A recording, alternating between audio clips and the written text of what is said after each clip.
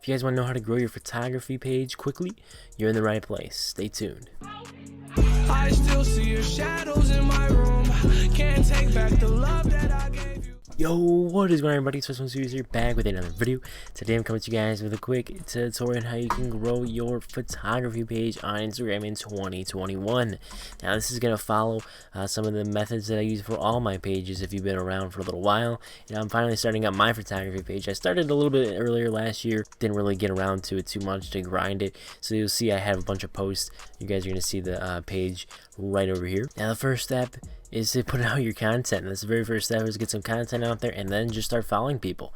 You want to follow people that are related to maybe your photography that you're doing. So if you're doing maybe food photography, go find some food photography pages or photographers and do that kind of stuff, and then just follow people that have liked that post. Now you're going to try to get the most recent.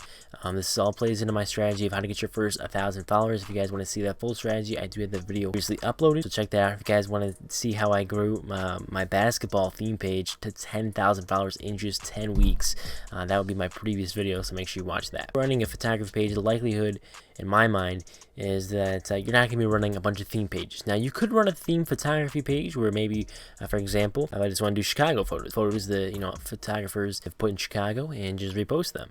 I could do that, and of course you got to give credit. If you want to showcase your own work, build your own portfolio up, it's really not that hard to do. Now what I was saying before is, if you're just going to be running a photography page, this is going to be extremely easy to do in my mind, because when you follow all these photographers, you can engage with them and be active with them. And if you leave good comments, you like their posts, you're just really active in the community of your niche, whatever photography niche you're in. It's gonna really help you out and get you a good reputation amongst all the pages. Whereas for me, with theme pages, from what I'm used to, I don't really do that stuff at all. But with photography, I mean, I'm not gonna be doing this because I can't waste the actions, because I run right now about 7 accounts. That is something that is very simple to do, help grow your page and your reputation tremendously. Now, whether you're just trying to sell prints or just showcase your photos, so direct them maybe to your website where they could buy, whatever your case is, you definitely want to have a big following, and the key is to get into that 2,500 follower mark. I talk about this all the time on my channel, and if your photography is really good, you're gonna take off more than likely. Maybe not to an extreme, because photography is so widely created on Instagram, and that's kind of what it was founded on. But I mean, there's a ton of photographers, and don't get me wrong, there's tons of theme pages, tons of all this stuff. Photography, I feel like, is kind of the #1 thing, but if your stuff is really good, it can go far. Now there are some shady strategies that you can do, like tagging a bunch of people in your post, but I don't really recommend doing that. Now there is one way that I do recommend. Now when you do your location, because you definitely want to put a location on all of your posts, don't always go to the specific place. For example, if you're in like a certain town of like a bigger city, maybe tag the city and not the town, because that will give you maybe a little more wider exposure. Now, although sometimes it can be hard, to find that post when somebody looks up Chicago, for example, again, and they want to see, to get your post, it may be a little bit hard for them to see. But if you're getting good early engagement, and it's ranking well on some of the hashtags, and you have to have good hashtags as well, that is a key. You want to make sure, do your research on those hashtags. If you guys want to know, I have a video on that as well. That was published quite a while ago, my hashtag strategy. That is still a vital part to running a page in 2021. And for rapid growth, I definitely suggest using Reels. I have found that tool to be extremely powerful with all of my pages. So if you want to incorporate a little bit of videography on your page, you could definitely do that. Or maybe you just have some different tips for photographers, or different Lightroom presets, or whatever. You can do different stuff like that for your photography page, and that'll help you grow quite a bit quicker. Now, these don't have to be on your feed. You can definitely have them off of your profile grid, so that way it doesn't mess up how it all looks. Because I know a lot of photographers, they have to have their feed in a certain order, and I think that definitely does play a role. If you're a photographer, you want everything to look nice and neat, and there are certain apps that can help you do that. You can just Google that or look it up on YouTube, whatever. There are apps that help you sort when you should post what.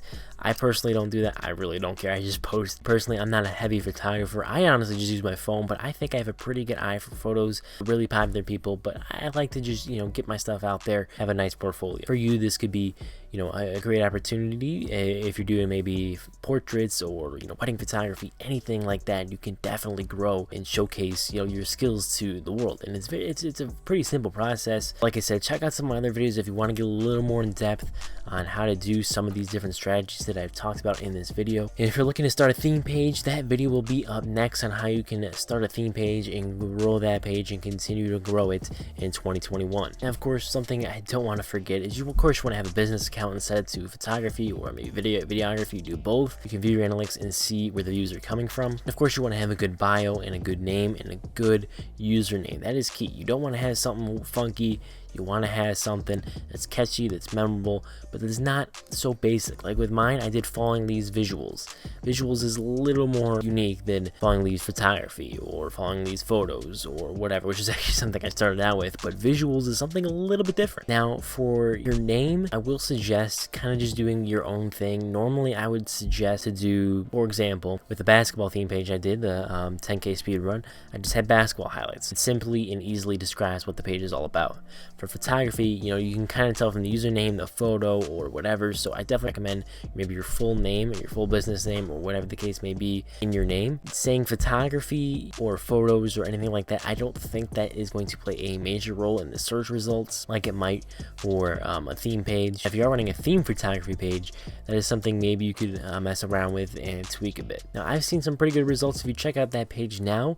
I haven't been going too crazy on it because I'm trying to grow 2 pages, and I'm like I said, I'm running a lot of pages. I want to be careful with my actions so I don't get banned like I did before for a whole week. And I'm already at about 500 followers, and I've been doing it for a little over a week now. If I was going really hard, I could get my first 1,000 in around a little over 2 weeks. That's kind of my typical time frame, but I'm not going crazy at it. But I think the thing with photographers is you can get a little bit better of a follow back, and this is obviously a good thing.